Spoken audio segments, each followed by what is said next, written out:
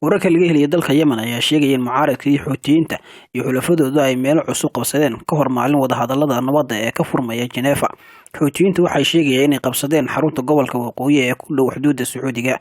Mucaaradka waxay sheegayaan inay la wareegeen gacan ku haynta magaalada Al-Hazm ee gobolka Al-Jawf iyadoo weli ay socdaan duqeynta ay geysanayaan xulafada Sacuudiga oo hogaaminayo. Xuutiyiinta ayaa la filayaa inay ka qayb galaan shirka Geneva ee Isniinta ka furmaya. waxaa sidoo kale shirkaasi ka qayb gali doona wafuud kala matalaysa madaxweynaha musaafirka uga maqan Cabdurabbu Mansuur Haadi iyo madaxweynihii hore Cali Cabdalla Saalex oo hadda soo garab siinaya kooxaha mucaaradka.